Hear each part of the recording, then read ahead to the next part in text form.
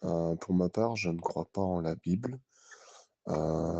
J'ai lu la Bible du fait que ma mère était témoin de Jéhovah quand j'étais enfant et donc en fait, le récit biblique, dit qu'Adam a vécu 930 ans, je crois, qu'il a eu un enfant, je ne sais plus à quel âge, un enfant qui a vécu, je sais plus, peut-être 900 ans aussi, ayant eu un enfant lui-même, à une centaine d'années, je crois et donc en fait, on a une chronologie comme ça, donc des descendants d'Adam jusqu'à Jésus dans la Bible. Cela permet de faire une estimation d'environ 4000 ans, entre, Adam Jésus. Ce qui fait 6000 ans jusqu'à nos jours, en fait, puisque l'on est en l'an 2025.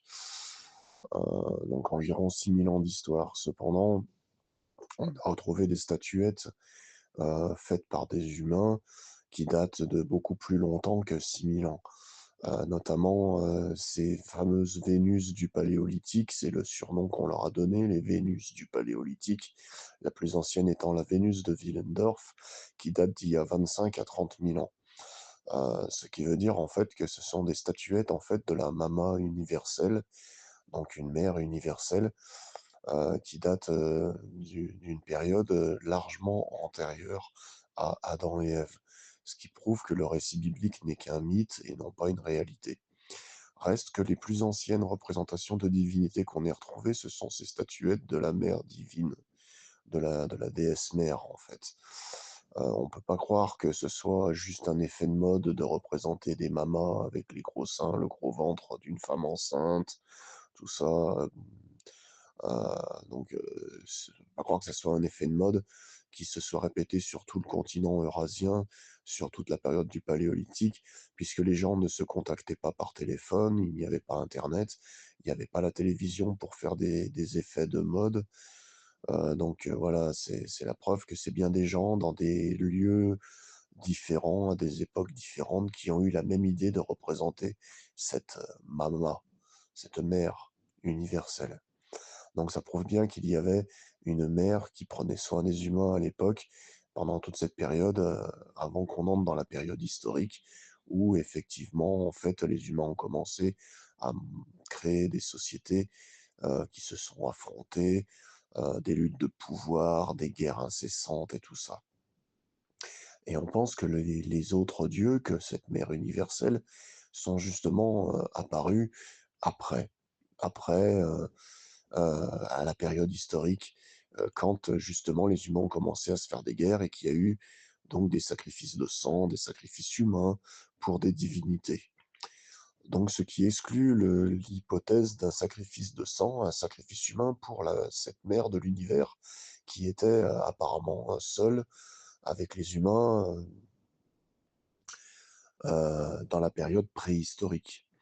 En attendant, Lao Tse, le philosophe chinois, a écrit, un livre qui s'appelle le Tao Te Ching, ce qui signifie le livre de la voie de la vertu, au VIe siècle avant notre ère. Et c'est justement l'époque à laquelle la Bible a commencé à être écrite.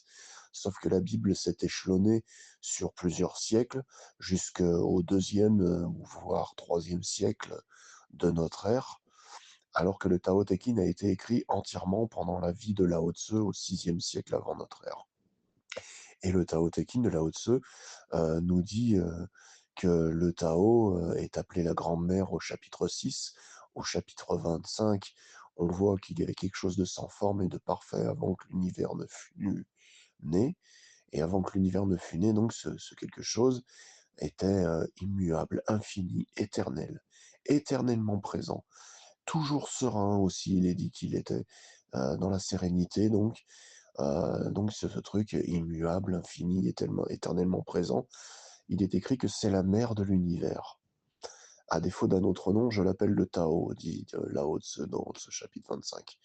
On voit cependant au chapitre 34 que le grand Tao coule partout, il donne naissance à toute chose, mais il ne crée pas. Donc il y a un élément qui serait actif dans le processus de création, puisqu'en fait la mère ne fait que donner naissance, elle donne naissance, mais elle ne crée pas.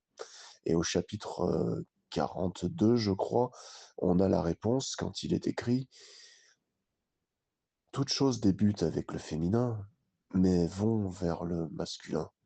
Et quand le masculin rejoint le féminin, toute chose s'harmonise». Donc c'est une promesse que moi, en fait, la mère de l'univers, que en fait, j'en suis grand prêtre. Je suis grand prêtre Wicca, grand prêtre de la mère de l'univers et du père de l'univers.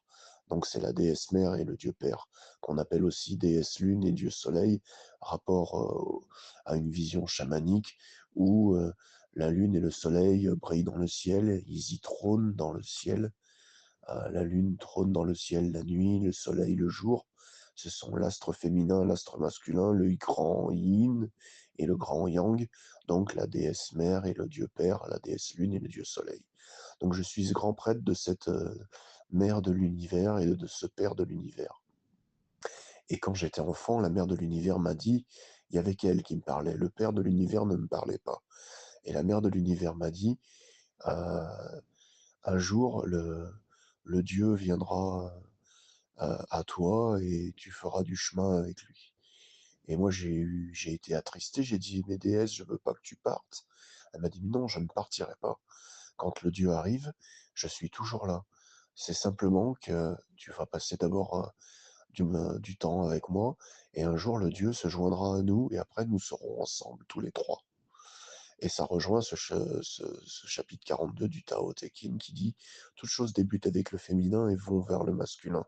Quand le masculin rejoint le féminin, toute chose s'harmonise». Donc on en rejoint cette théologie duothéiste, heu, qui est en fait païenne, parce que le Tao Te Ching parle d'harmonie au sein de la nature. Il est écrit par exemple, lorsqu'on est en harmonie avec le Tao, le ciel est clair et vaste, la terre est ferme et fertile. Les espèces se multiplient, sans cesse renouvelées, satisfaits de ce qu'elles sont.